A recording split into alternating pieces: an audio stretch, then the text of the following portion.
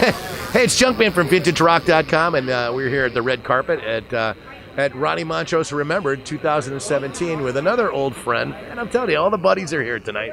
I have, you know him as the bassist in Megadeth. This is David Ellefson. How you doing, bro? Hey, great. How are you? Good. Again, welcome back. It's going to be quite a night tonight, dude.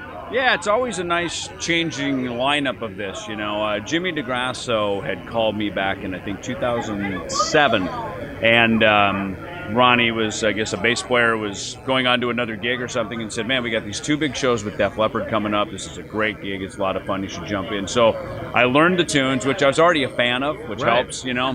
And I jumped in, and I had kind of one show in, I think it was Clearwater, you know, St. Pete, Clearwater, and then jumped right onto these Def Leppard shows. And they were funny because Def Leppard were huge fans of Ronnie, like side of the stage worshiping. Right. I grew up a huge fan of both Ronnie and Def Leppard, you know, so it was really an awesome moment. I always say the Ronnie gig was one of the funnest gigs I've ever had. Go to bed every night, just smile on my face. It was just a great time.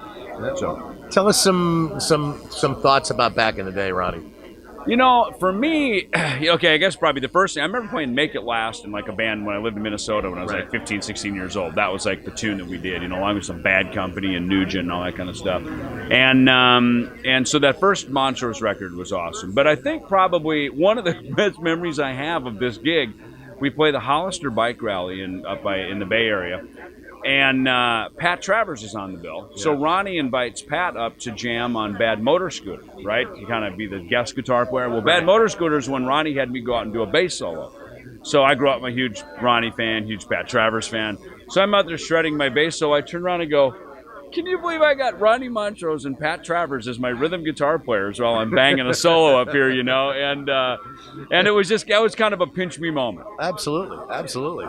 Now, Megadeth's going to be busy this year, too. Tell us a little bit. Actually, before we go into that, what are you playing tonight?